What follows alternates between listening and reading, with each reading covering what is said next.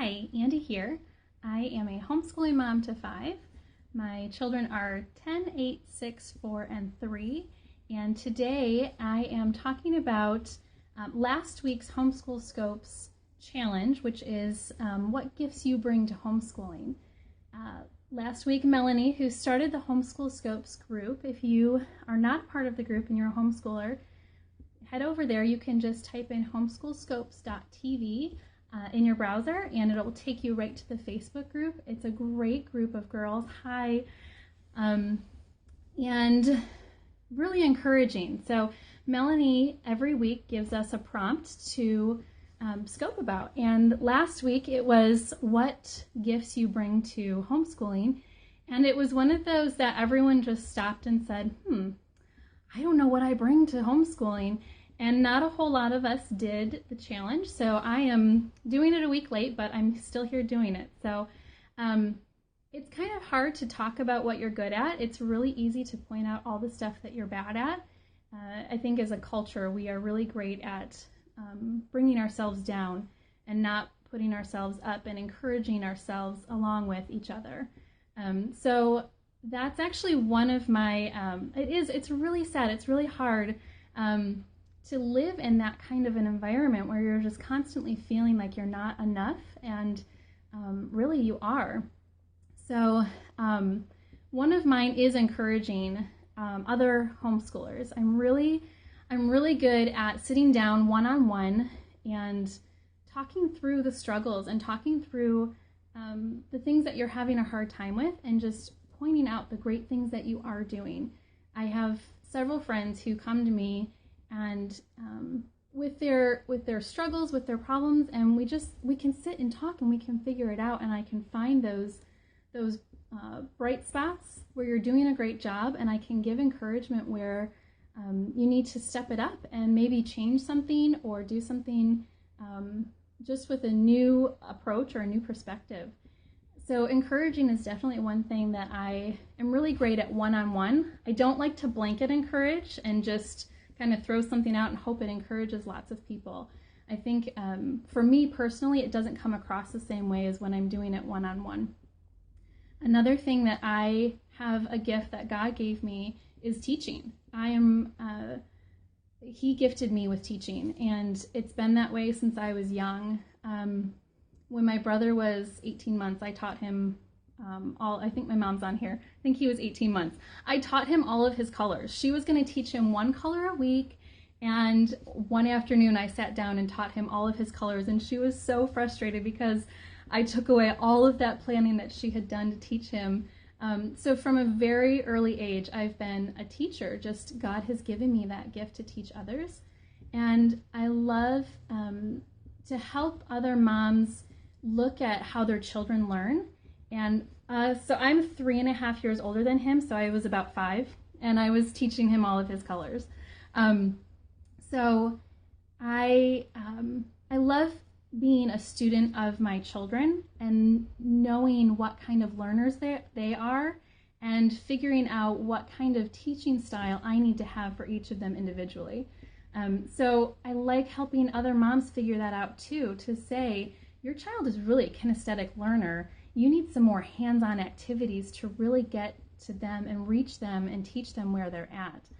So I really encourage others to be students of their children and to learn what type of learning style they have, but also to learn what type of teaching style you have, because sometimes they're not the same.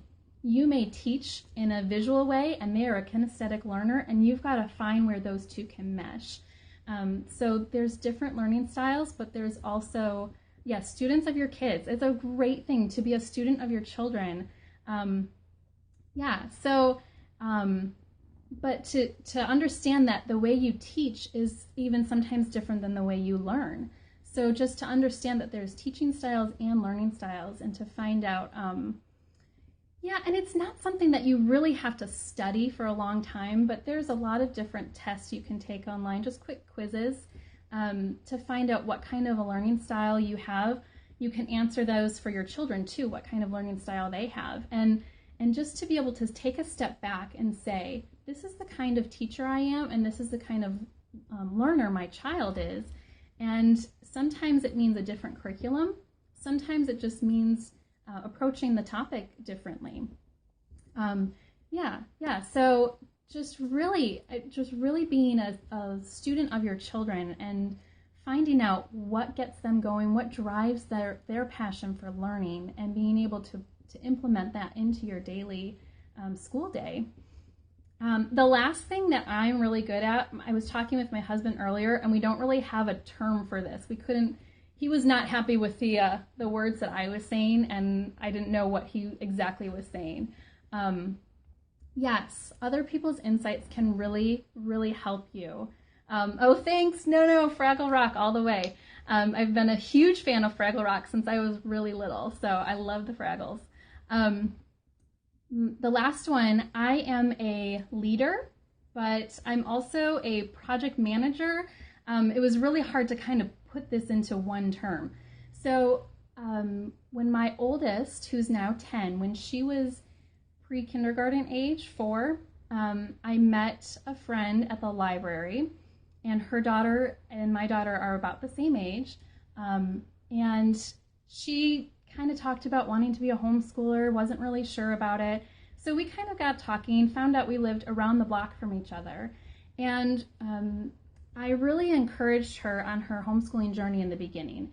And if you follow her on Instagram or here on Periscope, she's my Happy Homestead. Jenny is, she's my real life friend. And we both had our oldest, and we wanted to school them, but they weren't grade school yet. And all of the co-ops in the area in Michigan, your oldest had to be in first grade or higher. Well, our girls were 4, and Jenny's so great. We wanted to do something with them. So we started our own small little homeschool co-op. We held it in our homes because we lived around the block from each other. It was really great. We could trade off houses. And we had, the first time we did it, I think there was 6 families. And at one point, with the moms and the children, we had over 50 people in our group. And at that point, we moved out of the houses and we went into the library, the local library. They the librarian bent over backwards to get us in there because we weren't a community group, so we really weren't supposed to be having meetings there, but the librarian really felt that it was important for us to have that space. And I was really the driving factor behind that group. Jenny has the great ability to find activities for us to do, and I made them happen. And I made sure that we were meeting every week, and I got those moms together, and we would do things outside of our co-op time. And I really miss having that camaraderie that I don't have in a new place. And I've really been holding back starting another group like that here, just trying to find a balance between what I had there and what I need now, just having a group of friends. And also in the Nashville area, Nashville, Tennessee, the homeschooling population is really, really expansive. There is so much for homeschoolers here, which is fabulous, but I'm having a hard time finding that group of friends that I really mesh with. And I know it will take time, but it's just one of those things that I'm missing, being that project manager of making things happen, of making a group come together. And so my husband said, you just get it done. You get things done. Our move to Tennessee, it wouldn't have happened if I wasn't behind it, making it happen. And that homeschool group wouldn't have happened if I wasn't there behind it, pushing for things to happen. I'm great at organizing and great at planning and delegating to tell people, this is what I need you to do to make this whole process work. So, oh, thank you, Lisa. So yeah, those are really the strengths that I bring to homeschooling, just encouraging other moms and teaching my own children, but also teaching others, and just leading. So I have just really liked being able to get to know this group of the homeschoolscopes.tv group on Facebook. and just seeing the different relentless. That's my mom, she knows. I am pretty relentless. So I've enjoyed the few other scopers who have talked about their gifts that they bring to homeschooling, and it's been so great hearing, seeing in the comments what other people are saying to each other. So if you are really hesitant to just step out and say, this is what I'm great at, just do it. It's so good to write it down and see for yourself the things that you do well, and to be encouraged and inspired, even if it's just for the day. But you can go back to those things when you're having an off day or having a down day and you just need a little bit of inspiration. And that's what this group is so great at. Yeah, Kelly, it really is a great challenge. Being able to inspire each other has been wonderful. So if you are not a part of the group, head over there. I have on Periscope, I've changed my settings. So if you're new today and you can't comment, it's because I have comments turned off for people I'm not following. So when people follow me, I'll double check and make sure I'm following you back. But if you are on Instagram, you can find me at appleandi. And like I said, go over to homeschoolscopes.tv and join the group if you are a homeschooler and you're looking for a group of people to encourage and be encouraged and inspired.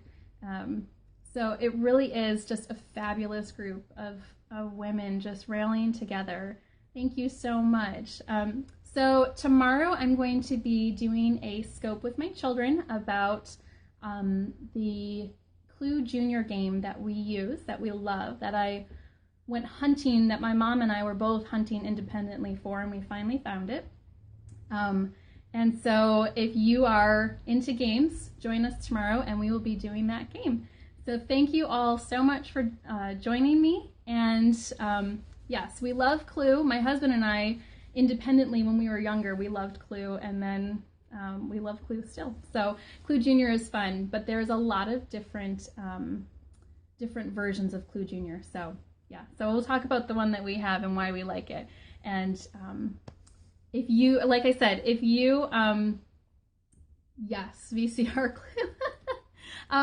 If you're wanting to do this, just jump on and do it. So be encouraged and be inspired to just speak out what you have to share. So, all right. Bye, guys.